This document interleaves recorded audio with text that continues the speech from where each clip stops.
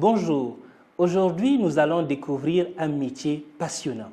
Derrière chaque belle image, chaque vidéo qui marque et chaque reportage que nous regardons, il y a un travail de précision, de créativité et de technologie.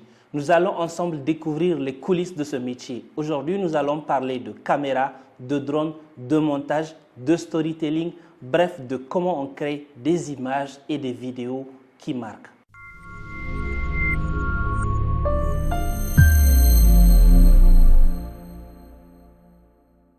Cédric, bonjour. Bonjour, Alimata. Merci d'avoir accepté de passer ce petit temps avec nous. Je sais que ça n'a pas été évident pour toi, mais ça fait plaisir de t'avoir. Et je pense que c'est l'une des premières fois où on aura l'occasion vraiment de parler avec toi de tout ce que tu fais depuis des années que je te connais. Merci encore. Avant de commencer, peut-être pour ceux qui ne te connaissent pas et qui te découvrent pour la première fois, qui est Cédric? Cédric, c'est un vidéaste, un réalisateur, un entrepreneur dans le milieu de l'audiovisuel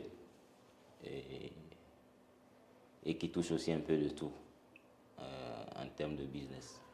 D'accord, ça se sent dans ce que tu fais parce que si on a voulu t'avoir un peu avec nous ce matin, c'est parce que quelque part, c'est que tu fais une grosse composante technologique, tu utilises beaucoup de choses et j'espère qu'on aura l'occasion de découvrir tout cela ensemble. Donc, avant de parler un peu de ton métier, est-ce que tu peux nous raconter comment tu es tombé dans le métier de l'audiovisuel? Comment l'image est venue à toi? L'image, c'était pas évident au début, c'était pas le plan. J'avais rejoint ma tante ici au Niger pour mes études en maintenance informatique. D'accord. Et j'ai rencontré des amis de fil en aiguille. Ça s'est développé, la passion à l'image. En temps, j'étais rappeur. Ah oui, ça je ne connaissais pas. Je fus rappeur et il était difficile pour nous parce qu'on n'avait pas les moyens de tourner les clips. D'accord. Et un jour, je me suis rapproché d'un grand frère, Flo, que vous connaissez certainement, pour me renseigner par rapport au tarif des clips. Et on m'avait sorti un prix que je savais que je n'étais pas prêt d'avoir. Donc j'ai demandé à voir ce qu'ils font. Et après, je me suis dit que si je m'y mettais, je pourrais faire mieux. C'est comme ça, on a cherché à se faire des amis qui avaient des appareils. Et c'est parti de là. On a fait les images, j'ai essayé de faire le montage, les gens sont appréciés. Et de fil en aiguille, on en est là aujourd'hui. Et tu en as fait un métier qui, ça marche très bien. Je pense, moi, je te connais, ça fait banalement 5-6 ans. Franchement, tu fais des choses assez intéressantes. Maintenant, dis-moi, comment tu as décidé d'en faire un métier? Tu as passé un petit temps où tu voulais répondre à une urgence pour faire ton clip. Tu as fait quelque chose qui a marché, mais quand est-ce que tu as décidé d'en faire un métier et de vivre et de reproduire cela sur le long terme? À partir du moment où j'ai compris qu'il y avait la demande. D'accord. La demande était forte et la qualité, ce que je proposais déjà était beaucoup acceptable, j'étais beaucoup sollicité. D'accord. Et en temps, ça me faisait rentrer un peu d'argent. Je me suis dit, bon, là, ça peut faire quelque chose. Tu tiens quelque chose. Et je tiens quelque chose. D'accord. Là, je me suis mis à fond. D'accord, super. Là, on comprend très bien que tu as pu saisir une opportunité qui aujourd'hui marche très bien. Et je voudrais maintenant qu'on parle un peu de ton métier. Quand on parle d'agence de communication et de production audiovisuelle, concrètement, qu'est-ce que fait 44 Feeling aujourd'hui? 44 Feeling, c'est tout ce qui tourne autour de l'image, le son, la vidéo. C'est la conception, les couvertures, la conception de l'idée, la production, la diffusion parfois et l'accompagnement des structures de communication pour des créations de contenu, la couverture médiatique des activités, que ce soit des organisations internationales ou étatiques. C'est un peu... Là, on n'est plus trop dans les clips, mais parfois, on a des artistes avec qui on travaille quand même.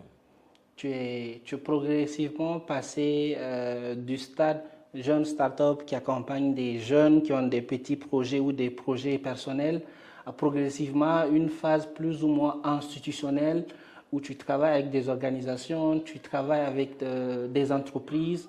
Et là, on comprend très bien que tu vas de la conception, de la stratégie, au déploiement et jusqu'à la diffusion après. Effectivement. C'est super, c'est super. Effectivement. Avec le temps, l'on est tellement sollicité que ce qu'il faut comprendre, c'est déjà que tout ce qui tourne autour des clips, ça demande beaucoup de créativité. Oui, oui. Beaucoup de temps, beaucoup de préparation. Oui. Donc, avec... là, au fil du temps, on est très sollicité. Là, je dis on est parce que là, je suis plus seul. Oui, on aura le temps de voir un peu. Voilà. Oui. Donc, on est très sollicité. On n'a plus vraiment le temps déjà, les clips ne sont pas assez rémunérés. Oui, bon, ça, c'est des projets de jeunes, donc ça se comprend, voilà. oui. Donc, passer autant de temps sur des activités comme ça, on n'a plus ce privilège-là. Il y a beaucoup de charges auxquelles il faut répondre maintenant. Oui. Donc, c'est très sélectif. Tout ce qui est créatif sur lesquels on travaille maintenant, c'est très sélectif. C'est naturel, ça doit quelque part répondre à tes besoins, toi, en tant qu'initiateur, mais également aux besoins de l'entreprise que tu as créée aujourd'hui. Effectivement. D'accord. On va passer à une étape plus ou moins technique. Maintenant qu'on a compris ce que tu fais, je vais te poser deux questions qui sont liées. Pour toi, c'est quoi une image ou une vidéo qui marque? Ensuite, tu vas me donner dans toute ta carrière un projet de vidéo que tu as fait qui t'a vraiment marqué. On commence par la première. Pour toi, c'est quoi une bonne image ou une bonne vidéo qui va vraiment marquer l'audience? Une bonne vidéo, qui marque, c'est déjà...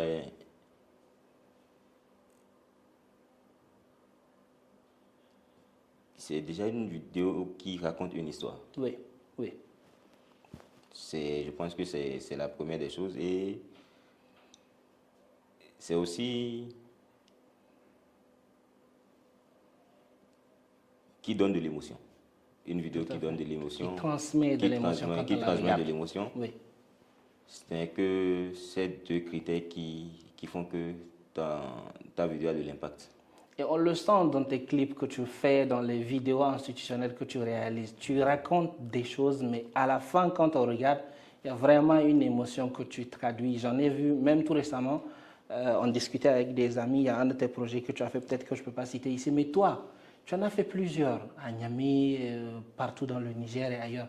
Quel est le projet de vidéo qui t'a le plus marqué et pourquoi ça t'a marqué? C'est pas évident, je sais, tu en as beaucoup. Choisis une. Bon, il serait difficile de choisir moi-même, mais selon les retours que je reçois, je pense que c'est la vidéo de Radisson. D'accord. Il y a une vidéo qu'on a fait dans le cadre de la promotion. Donc, on a essayé de faire un truc à la va-vite, mais que beaucoup ont apprécié. Il y a eu tellement de retours. Je pense que c'est la vidéo avec laquelle j'ai eu beaucoup plus de retours. D'accord, je pense que si tu nous le permets, on va mettre le lien dans la vidéo pour que les gens puissent voir. Et peut-être on va mettre juste une capture d'écran pour qu'on ait une idée de ce que ça montre. Et là, on parle de l'hôtel Radisson Blu qui est bien situé dans un environnement où une fois que tu fais une bonne prise, franchement, ça valorise la ville de Niamey. Ça sort derrière ce qu'on a de plus beau ici et c'est effectivement un de tes très beaux projets que moi j'ai vu, même si je n'ai pas classé une échelle. Franchement, il est très bien réussi. Merci, merci. Je t'en prie, je t'en prie. Donc, on va passer disons, aux prochaines questions. Ok. Tu fais partie des premiers que je connais ici qui ont utilisé des drones. Là, on rentre dans le vif du sujet, qui est l'objet de ce podcast où on essaie de voir comment les gens utilisent les nouvelles technologies au quotidien ici au Niger. Je sais que tu utilises des caméras, tu utilises beaucoup de choses, des stabilisateurs. Mais tu fais partie des premiers que j'ai vus ici qui ont utilisé des drones. Et dis-moi, pourquoi tu as pensé qu'utiliser un drone, c'était important dans ton travail et qu'est-ce que ça t'a permis de changer ou de produire à mieux? Ça permet, tous ces outils permettent de raconter encore mieux l'histoire, de compléter l'histoire. Et je pense que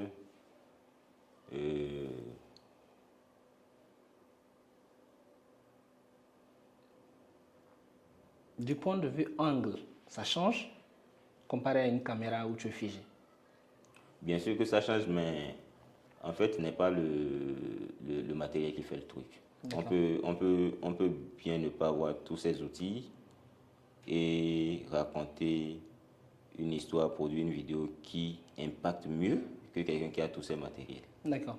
Oui, ce n'est pas le matériel le plus important, c'est ce que tu transmets. C'est que tu transmets. Comme message, comme émotion, l'impact que ta vidéo a sur les gens, ce qu'on retient à la fin. Oui, je suis tout à fait d'accord avec toi. C'est plus toi, ton engagement, ta créativité, comment tu t'impliques, qui produit le résultat, effectivement. Après, avec un drone aujourd'hui, on peut survoler une ville, on peut survoler une rue. Donc je me dis que ça a décuplé ou augmenté tes capacités en termes de captation et même dans les résultats, comment tu le sens? Oui, ça permet d'apporter un autre angle de vue à ton truc, de compléter l'histoire, de rajouter une dimension à ta production. D'accord. Effectivement. Et voilà, c'est ça. D'accord. Donc, on va un peu laisser la technique et revenir sur une question d'ordre général. Je suis sûr qu'il y a beaucoup de jeunes qui vont nous suivre, qui vont se poser des questions ou qui ont des projets ou qui ont même commencé à vouloir lancer leur agence de communication et dans la production de contenu dans l'audiovisuel. Aujourd'hui, Cédric, dis-moi, de toi à moi, est-ce qu'on peut en vivre au Niger? Est-ce qu'on peut vivre de ce métier que tu fais au quotidien? La production, c'est un secteur vaste. D'accord. Le besoin est énorme. D'accord. Et on peut très bien vivre de la production audiovisuelle. Mais il faut savoir se structurer, avoir des objectifs. Surtout ne pas... quand tu rentres dans le domaine pour te faire de l'argent, ce n'est pas évident que tu impactes. D'accord. Oui. Parce qu'il y a une réalité autour de la production. La production, ça a besoin de peu importe l'année, l'expérience que tu as, ça a besoin de concentration, de discipline. Surtout ça. Surtout ça. Et quand tu es à la chasse de l'argent, je pense que tu seras limité. Tu ne pourras pas faire grand-chose. Tu ne pourras pas avoir de l'impact. D'accord. Oui. Parce que, comme je le disais, la demande est énorme. Dans la même journée, tu peux être sollicité sur 3 activités. D'accord. Et si tu es à la recherche du gain, je pense que tu voudras être sur ne rien rater. Oui, tu vas te partager sur plusieurs choses et rater même certaines que tu ne feras pas bien. Tu ne feras pas bien. Et c'est là qu'intervient la discipline. Donc, il ne faut pas être gourmand. Il faut prioriser le travail bien fait, l'impact, l'émotion, l'impact que ton client aura quand tu lui livres, l'émotion que tu transmets. Donc, quand tu es focus sur le résultat, je pense que tout viendra tranquillement. D'accord. Mais quand on met l'argent devant, et parce que là, il y a de l'argent dedans, il y a de l'argent dans le secteur dans la production audiovisuelle. Tu l'aurais remarqué, maintenant, le milieu est inondé de techniciens, il y a de nouveaux venus qui viennent chaque fois, il y a de nouvelles agences. Oui. Et beaucoup parmi ces personnes, leur motivation, c'est de l'argent, parce qu'ils ont vu que ça marche. Tel jeune, ça marche, il a une voiture, et ici et ça. Donc tout le monde veut faire pareil. L'argent, ça vient après. D'accord, je pense que tu nous as donné une très bonne réponse, pleine de sagesse. Moi, j'ai d'abord évoqué le côté financier, mais tu évoques là un aspect pertinent de notre vie de jeune.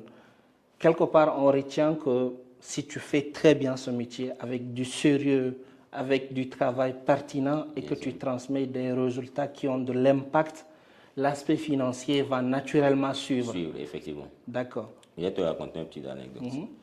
Et dans mes débuts, il y avait... déjà, j'ai séché plein de cours. J'étais inscrit aux États-Unis. Tu as dit ça au début, oui. Donc, j'avais séché plein de cours quand on était dans nos histoires de rap et tout ça là. Et j'étais en session. Je n'avais pas de caméra. Donc, dès que je tombe sur une caméra, ma joie est immense. Je veux faire j'ai plein de choses que je veux faire, mais je n'ai pas le matériel. Donc, dès que j'ai l'opportunité de voir le matériel. Et ce jour-là, c'était lors de ma session. C'était ma dernière chance pour rattraper mon année scolaire. D'accord. Et déjà, il faut rappeler que j'ai beaucoup gaffé au pays. C'est pour ça que je me suis retrouvé ici. Et c'était ma dernière chance. Je devrais me tenir correct pour finir les études. Pour finir les études. Et j'ai un artiste avec qui je traînais à l'époque qui m'écrivait un message. Ah, je suis en bas de l'immeuble de ton école, tu es là, j'ai un appareil avec moi, j'ai trouvé un appareil. C'était ma dernière chance et je suis sorti de la classe. Tu as fait un choix. J'ai fait un choix. Oui. On a tourné, c'est un clip qu'on a tourné que beaucoup ont apprécié. C'était le clip de Hamdi Oubansoulouka. D'accord. Oui. Et beaucoup ont apprécié ce clip. Mais ce choix, c'est un choix que je devrais assumer. Oui. Avant que les parents ne sachent à la maison que j'ai gaffé, j'avais encore un peu de temps. Avant la fin de l'année, qu'on sache que bon, le petit a gaffé, il fallait m'assurer que ce choix-là, quand on va me foutre à la porte, puisse me donner de quoi manger.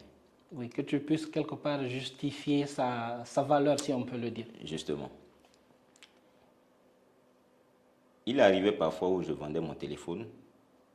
Que j'avais, juste pour louer un appareil photo à Nomade à l'époque, Nomade Production, pour ensuite aller tourner un clip gratuitement à un artiste. Toi, tu voulais vivre cette passion-là. Effectivement. Il n'y avait personne que je voyais dans le milieu qui s'en sortait financièrement. Hein. Donc, c'est pour dire que je n'avais pas cette garantie que ça allait payer. Tu as pris un risque? J'ai pris un risque. Il y avait quelque chose que j'aimais faire, je voulais coûte que coûte bien le faire, je voulais réunir les conditions pour y arriver. Et j'ai fait plein de sacrifices. On n'aura pas assez de temps pour tout citer. J'ai fait plein de sacrifices et aujourd'hui ça paye. Oui, ça j'ai fait plusieurs années comme ça où parfois je peux aller faire des jobs juste pour avoir de l'argent que j'irai payer à Nomade pour avoir la caméra pour 24 heures pour pouvoir tourner gratuitement un clip à un artiste. Et vivre cette passion-là. Et vivre cette passion-là. Donc, la passion précède le gain. Oui. Quand tu le fais bien, ça va payer. Il faut juste s'accrocher, vouloir faire peut-être, pas forcément les choses différemment, mais bien. D'accord. Ouais. Je suis tout à fait d'avis avec toi. Aujourd'hui, tu as pu certainement rattraper des choses avec les études et tout ça. C'est important, mais quelque part, tu as dû faire un choix décisif dans un moment ponctuel. Et tu t'es discipliné, tu as produit quelque chose. Et franchement, aujourd'hui, on sent le résultat. Je pense que c'est encore un exemple palpable que tu viens de nous donner sur ce qu'on peut faire. Cédric, tu nous as dit des choses assez pertinentes, tu nous as donné des conseils de sage en tant que jeune. Je voudrais toujours qu'on revienne un peu sur cet aspect financier qui certainement va inspirer, peut-être va motiver certains. Le métier nourrit l'homme. Aujourd'hui, on peut générer de l'argent avec la production audiovisuelle au Niger avec une agence. Est-ce que tu peux nous donner une ou des fourchettes en fonction du type de projet? Je sais que tu as des projets assez variés en fonction des types de clients, mais si tu prends par exemple, si moi aujourd'hui j'ai un projet ou j'ai une entreprise, je veux que tu viennes me faire un travail où on va promouvoir un peu mon activité, on va faire une vidéo introductive ou une vidéo globale, ou peut-être si je veux que tu m'aides dans une couverture d'un événement, Est-ce que tu peux donner des fourchettes de montants qu'on peut avoir ici à Niamey dans ces cas de figure? Bon, avec les institutionnels, je pense que dans le milieu, les tarifs varient généralement en fonction aussi du poids ou de la taille du client. D'accord. Ça varie beaucoup plus en fonction de cela. Il y a, pour des couvertures, on tarifie à d'autres intervalles 150 à 500. Ça, CFA. CFA. Oui. Comme il y en a d'autres à qui ça peut varier de 350 000 à 1 500 000. D'accord. Donc, on a, disons, deux intervalles, mais si on essaye de les joindre, on peut dire que pour une couverture médiatique, oui, on peut globalement s'attendre à des montants de l'ordre de 150 000 CFA à un peu plus d'1 million, oui, en fonction de la taille de l'organisation ou de l'entreprise ou la personne qui sollicite. Oui, et du travail aussi qui sera fait. De l'exigence, parce que en termes de couverture médiatique, il peut y avoir plusieurs exigences qui sont demandées. Et aujourd'hui, on a les lives qui sont là, oui, oui, les projections, d'autres personnes peuvent intervenir d'ailleurs. Oui. Il y a donc, en fonction des exigences, il y a beaucoup d'autres choses que ça pourrait impliquer, qui nécessitent des coûts supplémentaires. D'accord, ça c'est une question qui m'est venue à l'esprit, qui n'était pas prévue. Si aujourd'hui, moi j'ai un hôtel comme le Radisson, ouais, et que tu devais reprendre le même projet que tu as fait pour le Radisson, à combien tu penses que tu vas me le facturer? Juste disons, estime un intervalle. Fourchette 1 million à 8 millions. D'accord, d'accord. Je pense que la réponse est assez claire, mais surtout, elle correspond au type de projet, parce que quelque part, c'est vraiment un résultat assez intéressant qu'on a vu. Ouais, d'accord. Merci Cédric pour ces questions. On va clore la session. On va parler de perspectives et peut-être de conseils. Cédric, tu nous as donné des conseils, des réponses et des éléments assez pertinents en lien avec ton domaine. On a beaucoup parlé de l'aspect financier, de l'aspect technique, de comment ça se passe au quotidien. Et je voudrais qu'on revienne un peu sur peut-être des éléments aussi assez importants pour toi au quotidien. Quels sont aujourd'hui les défis que tu rencontres? Est-ce que tu peux nous dire un ou deux défis principaux que tu as quelque part aussi finir sur de bonnes notes positives en parlant de perspectives? Comment tu vois ce métier dans ces jours meilleurs dans le futur? Parlant de défis, le milieu, il y a plein de jeunes dans le milieu aujourd'hui. D'accord. Et qui ne sont forcément pas formels et qui n'ont forcément pas ces mêmes charges que nous. Ils n'ont pas formalisé. Ils n'ont pas formalisé, donc ils n'ont pas assez. Et ça impacte directement sur leur manière de facturer, oui, qui nous pénalise, oui, nous autres. Oui. Donc, le métier, c'est comme un effet de mode aujourd'hui. Il y a beaucoup de personnes qui se lancent dedans, mais le gros défi, c'est que beaucoup viennent, excusez-moi du terme, tuer le marché. Ils viennent parce qu'ils ont vu que ça marche, sans se poser des questions. Sans se poser des questions. Et est-ce que tu penses que c'est un métier qui a de beaux jours devant lui? Bien sûr. Bien sûr, aujourd'hui, on voit que même en termes ça impacte surtout. Le pays a besoin de communiquer. D'accord, oui.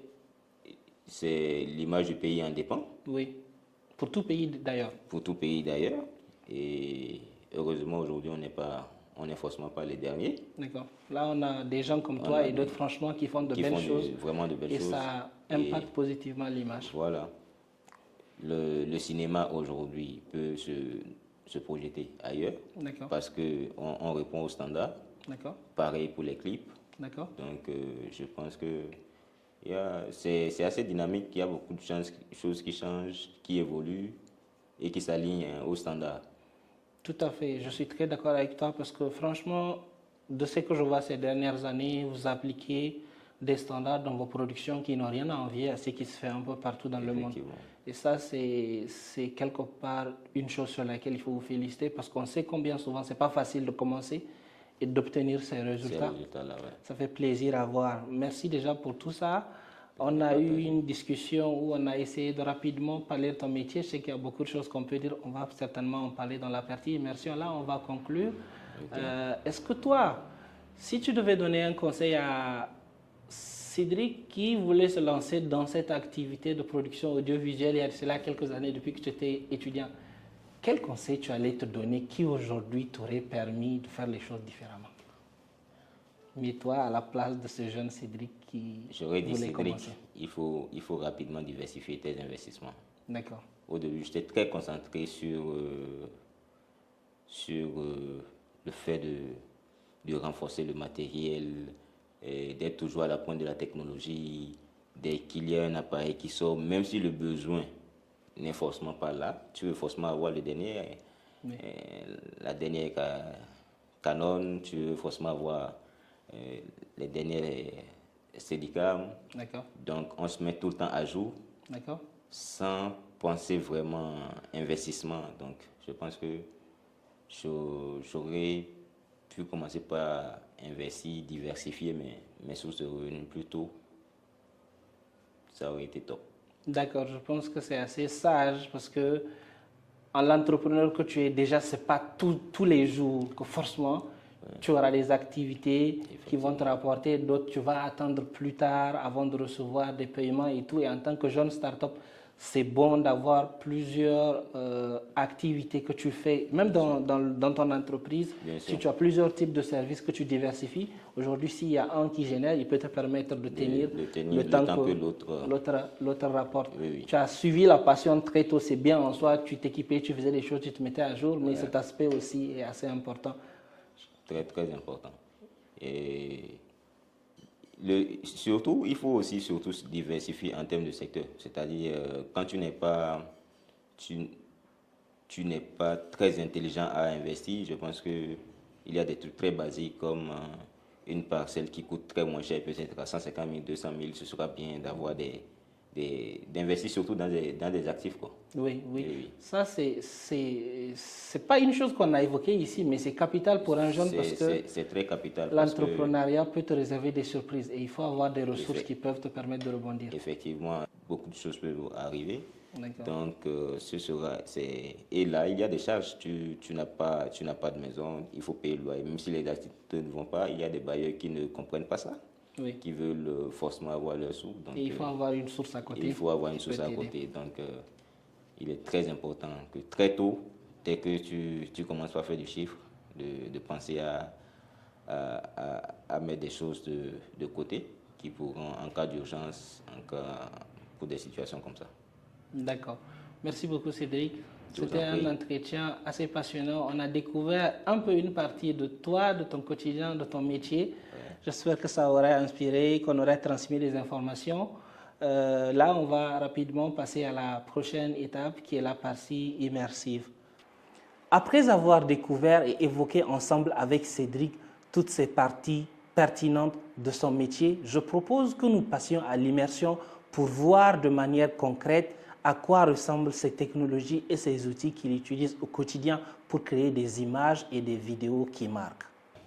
Alors, Cédric, après la discussion en studio qui a été très enrichissante, nous avons pu quand même venir voir aujourd'hui dans la pratique comment tu travailles. Nous avons pris du matériel dans tes locaux et de manière concrète et immersive, quand tu sors pour partir sur le terrain dans le cadre de tes activités, je voulais savoir qu'est-ce que tu portes dans ton sac et à quoi ça ressemble. Ok, on va voir ça ensemble. Déjà, ici, il y a la majorité des trucs avec lesquels je me déplace quand il y a un tournage. D'accord. Excepté tout ce qui est arsenal comme lumière, trépied et tout ça. D'accord. Hormis ça, l'essentiel est ici. D'accord. On va découvrir ça ensemble. D'accord. Voilà. Là, j'ai toujours une batterie secours avec moi. D'accord.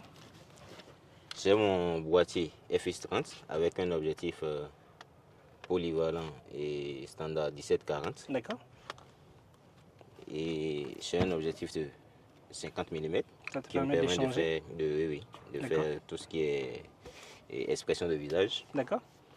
J'ai ici mon kit micro. D'accord. qui me permet de prendre le son. Oui, tout à fait.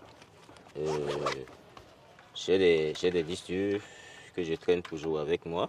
Pour stocker. Pour stocker. J'ai un flash en cas d'urgence. D'accord. Ici, on peut retrouver mon stabilisateur. Ah oui. Sa batterie. D'accord. Qu'on va déjà mettre sur pied parce que je pense on va que tourner tout à l'heure on va voir dans la pratique à quoi ça sert. À quoi ça sert. D'accord. Et son ah oui, c'est carrément un kit. C'est un kit, ouais. D'accord, tu peux le déposer peut-être là. Parfait. Bon, en dessous, il y a mon ordinateur que je traîne partout également. Ah oui, donc tu es opérationnel aussi sur le terrain. Sur le terrain, ouais. D'accord. Et j'ai des cartes mémoire secours. D'accord. Donc, en fonction des tournages, il y a d'autres cartes mémoire aussi que je préfère. D'accord. Pour leurs caractéristiques. Écoute, du coup, tu peux changer à tout moment. À tout moment. Tu n'es pas limité. Si. Parfait.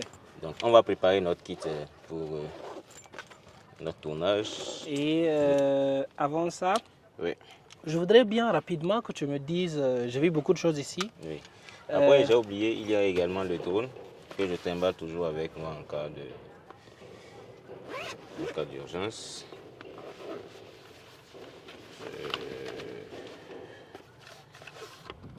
D'accord. Il y a le drone. Il y a 3 batteries. Pour le drone. Pour le drone. D'accord. Ensuite, il y a la télécommande. D'accord. Pour le drone. Pour le drone. Oui. Voilà.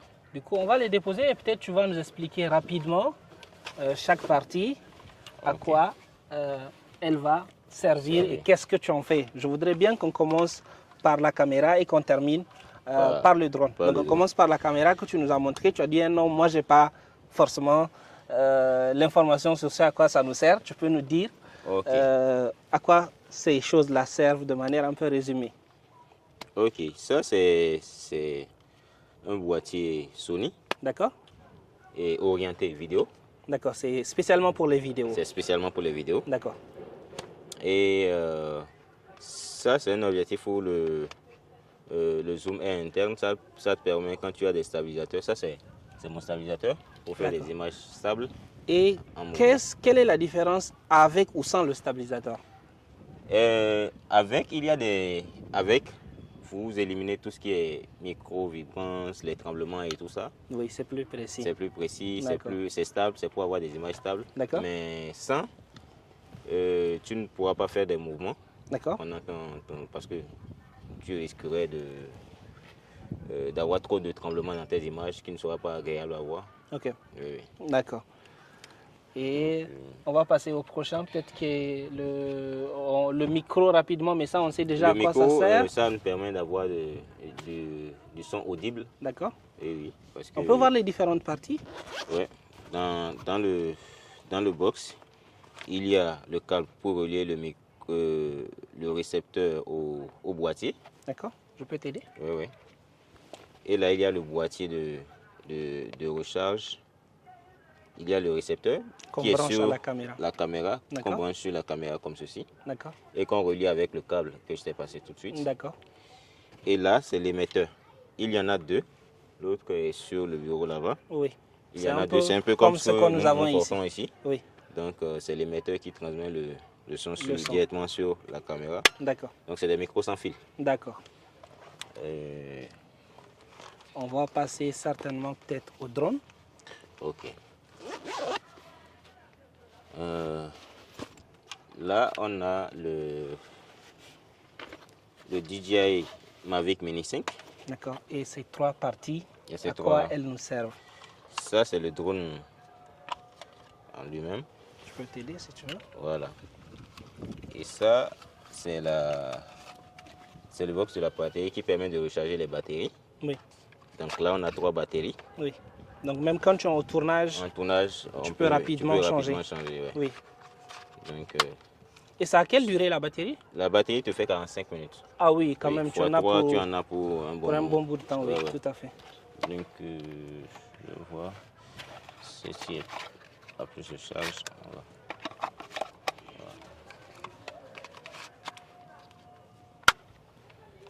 D'accord. Donc, et tu vois, je vais poser ça ici. Oui. Ces modèles de drones, c'est des drones quand tu déplies les ailes, ça s'allume automatiquement, donc c'est déjà allumé. D'accord. Et ça, c'est la télécommande qui permet de piloter, d'avoir le contrôle du drone. Et ah oui, les joysticks, tu les joysticks, enlèves tu quand les tu vas enlèves sur pour le terrain. ranger, oui, oui. D'accord, d'accord. C'est assez astucieux. Donc, parlant de drone, le temps que tu fasses le setting, moi je voulais te poser une question.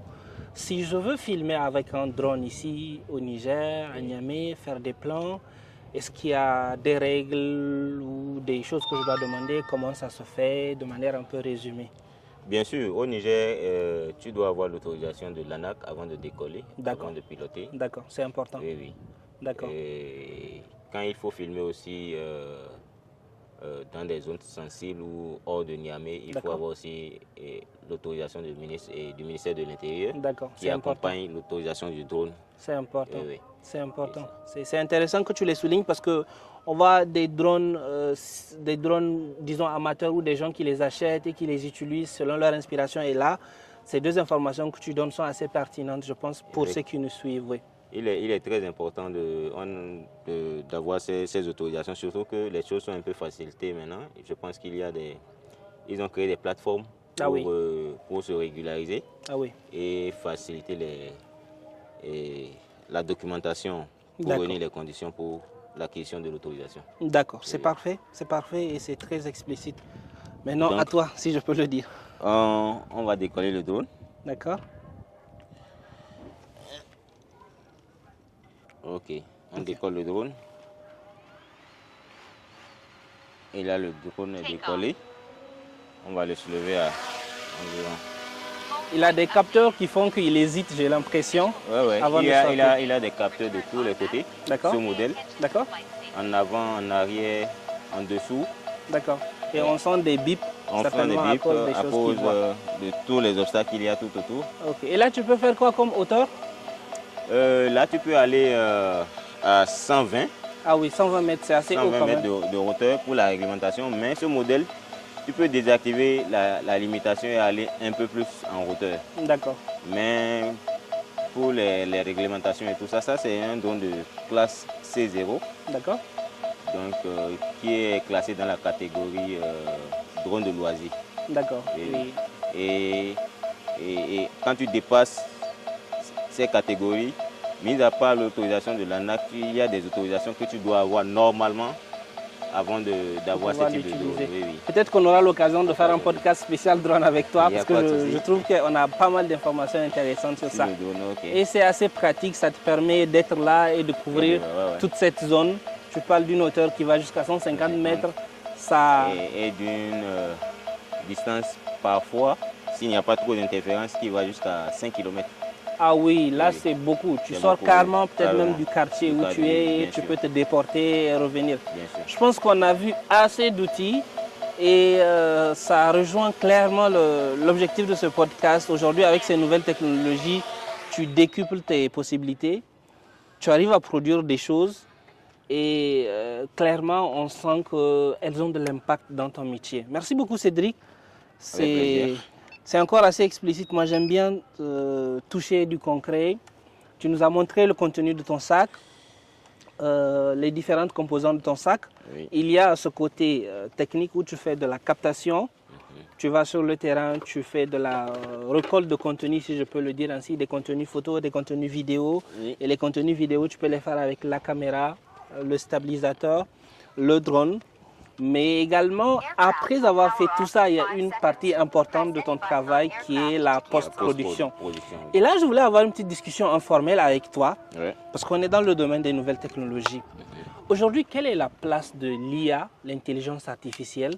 Comment toi tu vois ça et quelle est sa place dans la production de contenu multimédia que toi tu observes ou que tu utilises? Je pense que l'IA, c'est quelque chose qui s'impose à nous aujourd'hui. On ne peut que s'adapter.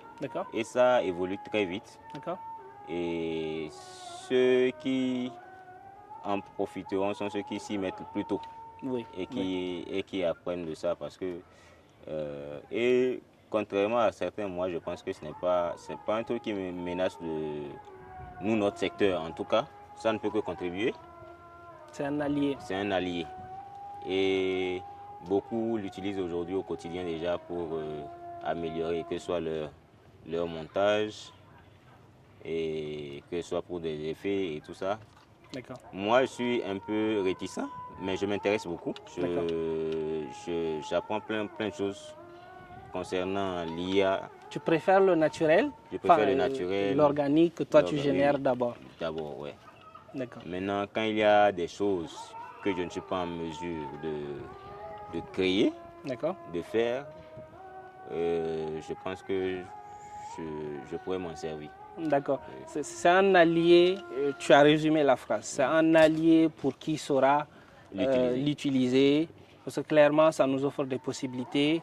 Énorme. Et c'est vrai, l'IA permet de créer des vidéos, permet de créer des choses, mais plus l'IA va augmenter nos capacités, moi je pense, et plus l'humain même se mettra à chercher des choses plus ou moins naturelles et qui viennent d'autres humains. Et c'est là où toi, tu interviens. Merci beaucoup.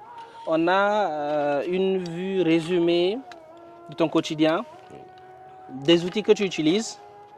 Et peut-être avec un peu plus de chance, on pourra palper et voir ta production de contenu en action, comment tu l'as fait quand tu fais la captation. Ok. Merci Cédric. Je vous en prie, avec plaisir.